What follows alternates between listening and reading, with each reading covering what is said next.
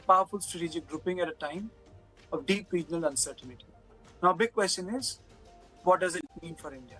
On this issue, I'm joined by Major General Sudhakarji, Aishwarya Sonowani from the Takshashila Institution, and Professor Swaran Singh. And in the studio, my colleague Verghese joins me. Verghese, as the consensus was, you ask the first question, I'll follow up. All right. The big question that, in fact, I would like to ask our panelists, especially when it comes to this particular agreement, is that when you're talking about an Islamic NATO, how practical is this particular alliance that has, in fact, happened? Is it because each one of them have something to offer for each of them in this alliance? One is that Pakistan has got a professional army and a nuclear weapons, known as a Muslim nation with a nuclear weapon that Saudi would in fact want to have that kind of a nuclear umbrella. And at the same time, Turkey is trying to in fact become part of the larger Islamic world, especially after the Kemalist kind of revolution and its thought process being slowly now taken away from Turkey through Erdogan. It looks like they want to interfere, or rather be more part of the Islamic world. So the first question to you, Major General Sudhakarji, is that, is this the kind of alliance that we are looking, where each one knows where their strategic loopholes are, but it tends to feed up? But is it something that can hold on in a geopolitical world that is in fact changing both in that region as well and with regards to South Asia? Good evening, Verghese and Kartikeya. Thank you for inviting me for the show, and my very warm greetings to distinguished and esteemed co-panelists. Quick answer to your question is, it is too premature to say anything or comment on such a kind of a development. This is to be understood in the backdrop of what has happened in West Asia for past 5 months or more than 5 months. Saudi Arabia at one point in time was absolutely dependent on USA for its protection and defense. Unfortunately, none of those assurances or the provisions have actually met the requirement. This is one. Second, Turkey is to be seen from the perspective of dominance of Ummah. Turkey, no matter what it does, where it does, whether it is Bangladesh or Pakistan, basically it is trying to extend the very ideology and philosophy of Ottoman Empire. And he wants to claim and assert that despite the weak status of the economy, Turkey is something which can be relied upon, and it asserts its authority as the leader of the Islamic world. Third point is, all the three components you have mentioned. Saudi Arabia has got wealth, Turkey has got drone technology and expertise, and also the aviation sector. Plus, it has got a rocking defense industry which is making profits comparatively. Second, Pakistan, like you rightly said, is a nuclear power, largest armed forces. Plus, also we need to see that Pakistan, Saudi Arabia, and Turkey, all three are Sunni Muslim countries, and they are connected with each other by some kind of a bilateral agreement, particularly Pakistan and Saudi Arabia. And also, we need to see that in the current situation, the regional security architecture for self-defense is actually a necessity. So it has been driven by necessity. But at the end of it, how it is going to pan out is a matter of time. I would like to take your mind back to First and Second World War. Similar situation was actually evolving. There was a polycentricity being witnessed all over, unpredictable phenomena as far as the geopolitics was concerned. What I mean is that today's ally was turning out to be a hostile or an enemy tomorrow. Take the example of Germany and USSR. What happened? One agreement, no war pact. Subsequently, within a couple of days, it turned out to be one country was fighting against the other. So similar things. So it's very difficult to actually speculate prematurely. Okay. I would say let time pass by. There are serious implications with regard to India. I'll wait for my second round, please. Oh, absolutely, sir. There are serious implications. Absolutely. Let me introduce Aishwarya Sonowani from the Takshashila Institution. Aishwarya, a pointed question. Can this go down the way Baghdad Pact went down? I mean, there are a lot of fault lines, firstly, between Saudi Arabia and Turkey, and we have seen in West Asia historically how these two countries have had, and they've seen ties go really down in 2018 when the Jamal Khashoggi incident happened. So I think the big sticking point would be, like Major General said, that we wait and see, and the bilateral relationships between these countries will also play a role. But I want to come back and comment something on the Islamic NATO introduction. You know, Islamic NATO has a great ring to it, but I would be very careful about using that description. The agreement presents itself as a framework for deeper defense and security cooperation rather than a NATO style alliance with, you know, an institutionalized architecture and legally binding obligations like Article 5. Even within NATO, Article 5 does not mean that every member automatically responds with military force in exactly the same way. So, what makes NATO credible is also the institutionalized machinery behind the commitment, which has integrated planning, command structures, this intelligence sharing, joint exercises. So, I would say the three armies are not interoperable, and just like Major General said, that there are three things that they bring in. Pakistan acts as a rentier state. It often rents its soldiers, its resources. So this is acting out in one way where Pakistan provides that nuclear umbrella. You have Turkey that has an expanding industrial defense Can space. Pakistan really provide a nuclear umbrella? You know, I as a journalist would beg to differ in the sense, do they really have the power to, you know, exercise that umbrella? Even Americans fail to do that in terms of their strategic weapons for Ukraine. Let me just join Professor Swaran Singh. So my question is from a cultural point of view. So I know I'm asking this question from a different turf because I've taken a leaf out of what General Sudhakarji said and just prompted me. It just reminded me of a couple of things I read. So Turkey was the custodian of the two holiest shrines of Islam. Then the Saudi Arabia became the custodian of the two holiest shrines of Islam. After 1979, post Islamic Revolution of Iran, there was a jostling between Iran and Saudi Arabia to be the leaders of Islam. Turkey, as a successor of the Ottoman Empire, was the leading light of Islam. And in fact, the disintegration of the Ottoman Empire led to Khilafat movement in India. Correct, sir? So, and lastly, if you look at the writings on Pakistan, it was imagined as the new Medina, the Ummah for the new world. So we have four countries all aspiring to be the leaders of Islam, or the leading lights, the new Ummah, new Medina, the new Mecca of Islam, and three are in alliance against the other. So do we need to see West Asia from that rift of Shia Sunni? One, sir. And second, what is this alliance? What does this alliance mean for India? That's where I want to locate my conversation. What it means for America is a different thing. But what does it mean for us? That's where I want you to start from, sir. Thank you, Karthikeya. Let me take the second one first. The way Pakistan is expanding its outreach in the region lately does reflect on India, which was often seen priding itself in terms of having very close working relationship across entire Middle East, the entire Gulf as well, from Iran to Saudi Arabia to Israel to UAE and everyone else. So yes, it does reflect on India's outreach and footprint in the region. And also, yes, there will be temptation, particularly because it is signed in Mecca, signed by three largest powerful Muslim nations, actually Sunni Muslim nations. There is a temptation definitely to then look at it in terms of Islamic NATO or Muslim NATO or some such term of that nature. But to me, it's far deeper, and I like the way you indicated the Baghdad Pact.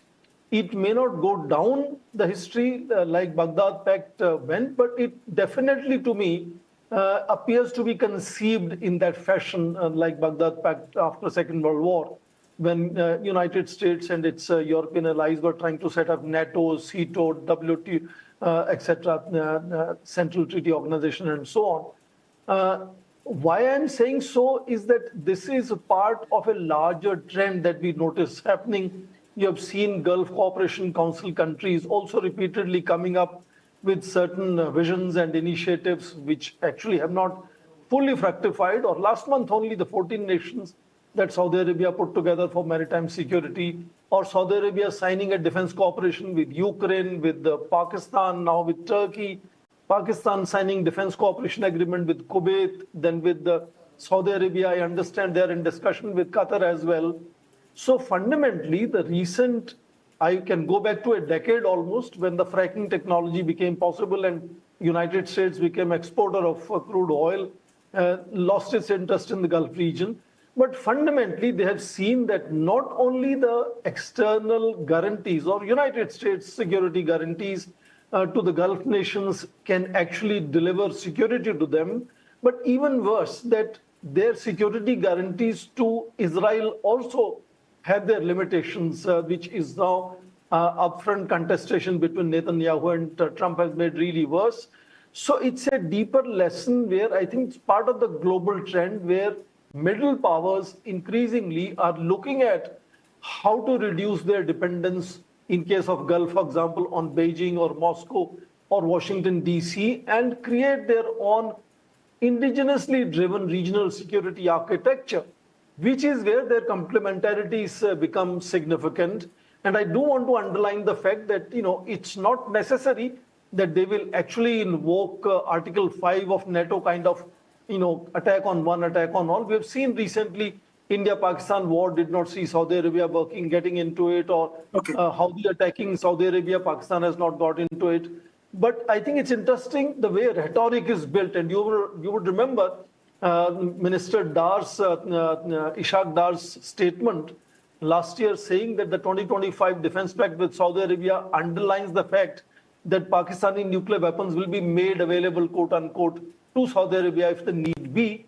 And MBS repeatedly saying that there is also one more thing, Professor Swaransek. Sorry, I'm interjecting. There's also one more thing because this is one line which I want all of you to answer. I'll start with General Sudhakarji. General Sudhakarji, after 2008 Mumbai attack, the entire foreign policy thrust of the Indian government. I'm sorry, Well,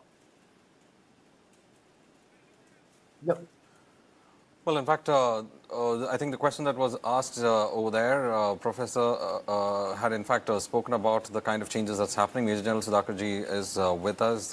Major General, you were in fact saying that what could be the implications when it comes to India. You wanted to in fact say that in the second round you would in fact speak about it. How this particular trilateral agreement could affect us, one, on our presence in GCC. I'm sorry, the lights have gone out. Let me just take this opportunity because I need to put this on record. Does it mean that the international isolation of Pakistan is ending under Asim Munir? That was the question for all my three panels. I know that's a very hard question. Has Asim Munir been able to end that by getting into these alliances, sir? You can't see me because there's a light problem. This is what happens in Delhi when it pours for 24 hours. So this question is for all of you. So do I start responding? Yes, to the you question? start, sir. Yes, Bilkul, you start and then others can take it. That's the question. Asim Munir. The man in the middle of the entire thing. Yes, I have understood. In international relationship, we have Professor Swaran and also Aishwarya. I think they're more competent to answer your question. But being a soldier, how I look at it, being a student of geopolitics, nothing is permanent in international relations. Today's Munir, maybe he may be a hero, but he is going to be zero in no time. And the way he has actually structured himself up to a very, very coveted position, he can come crashing down. Higher you go, more you show, and faster you fall. So there is a fear of Munir actually falling down, crashing down very quickly, because same Donald Trump, way back in 2019, he said that Pakistan, they had given $32 billion. What had Pakistan given? Deceit, betrayal, so, and guile, and all kinds of, very negative compliments about Pakistan. So when and how Donald Trump is going to drop him like a hot potato is anybody's guess. Time is going to tell us. So it is not going to be permanent. But Sudhakarji, the issue is Donald Trump will go. Donald Trump yesterday had been talking about J.D. Vance, but we are dealing with which are the words which are often used in both your Swaran Singh's companies: leader forevers, Putin, Kim, Xi Jinping, Asim Munir, the Myanmar junta. We are dealing with if the so-called this ambiguous Taliban government. These are leaders forever, sir. Like we have professional generals. Who knows? He might even cross Ayub's record. I don't recall whether it was 10 years or 11 years till he was booted out. But who knows? He might be here for next 7 years. You're talking Let about me say, Karthikeya, here that I understand that the whole new enthusiasm of Asim Munir is driven by Trump patting his back publicly, repeatedly calling him favorite field marshal. But remember, Pakistan's relationship with Saudi Arabia goes back to decades. Even today, I think 8,000 plus Pakistani soldiers are deployed in Saudi Arabia. The regular training the forces provide to them, even defense equipment Pakistan provides to them. So in that sense, Pakistan has certain ongoing strong relationship with Saudi Arabia, and more recently, a decade or so, with Turkey also showcasing enormous interest in Pakistan. And there are complementarities between these three countries, and the Pact now, as they are saying, is open to other regional countries also joining the Pact. So I think it's not simply anchored on Trump's benefaction, though that is significant. In fact, what I am arguing is the Pact. Is it because of China, Professor Swaran Singh? Is it because of China, the Turkey? And I think very beautifully General Sudhakarji had laid bare during Operation Sindoor the way Turkish and Chinese military officials were doing real-time stuff for the Pakistanis during Operation Sindoor. So do you think that there's an aspect of China we are missing here? That's another very strong plus point, because China has had, again, very strong long-term defense cooperation agreements from 1989, when China had supplied intermediate range ballistic missiles to Saudi Arabia, and their more recently close relationship with Turkey. And of course, Pakistan is their most allied ally. So China factor as well contributes to this, fundamentally seeking autonomy from their over-dependence on United States from the 1980 Carter Doctrine onwards, where later we saw the Desert Storm, we saw the Central Command being hosted in Bahrain and so on. That excessive dependence on United States is being questioned by this Mecca agreement. Okay, Ashwira, closing comments from you. That's an interesting question, but Pakistan lives in a paradox, right? At a time when it's mediating a conflict between US and Iran and signing this defense agreement, domestically, Pakistan has a big insurgency problem in Balochistan, Khyber Pakhtunkhwa. As we speak, there are protests happening in Pakistan-occupied Kashmir. So these are the two paradoxes that Pakistan lives in. And let's not forget, Pakistan's history has shown that extremely powerful military chiefs are not invulnerable. We've seen that from Ayub Khan to Musharraf. And these positions have eroded. So I would say Asim Munir, well, I would beg to differ a little. I don't think Asim Munir was ever isolated. But if Asim Munir has a problem, I think that would be coming from inside his house and not from outside. And a closing comment from General Sudhakarji, even if I keep aside Asim Munir, Pakistan is also a product of its geography. Geography serves the big powers. Till they retain the geography, they retain their strategic interest. So my question to you, sir, very simple is there an Indian takeaway from here, sir? 30 seconds to you. Is there a takeaway for New Delhi, sir? Yes. Keeping in mind hostile neighborhood that has become of South Asia. Certainly, yes. There is a substantive takeaway for India as far as Pakistan's geography is concerned. Not only India, there is a regional implication, there is a global implication, which each country, be it US, be it China, be it Russia, everyone is trying to have his pie of share. And therefore, Pakistan is to be handled with a calibrated approach and with very deft expertise. One. Number two, Varghese asked me a question, if you allow me. I'll just take half a minute.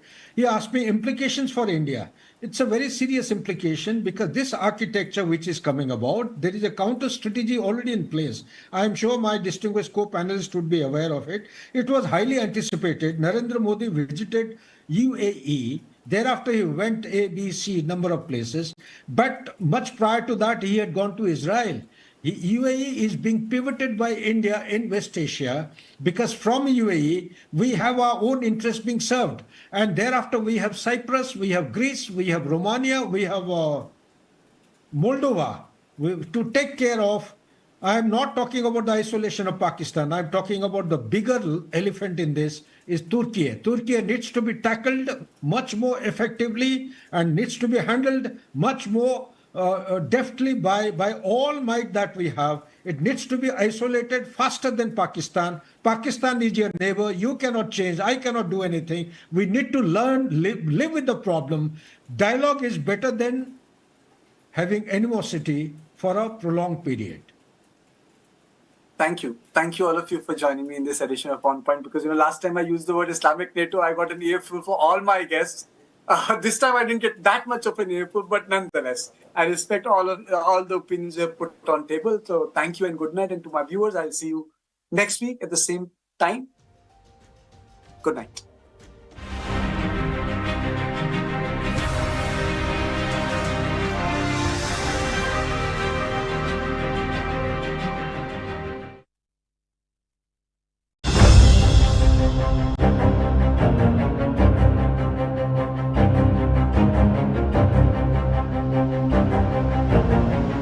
The fallout from the deadly ambush on the church leaders in Manipur is now rapidly escalating across the hill districts.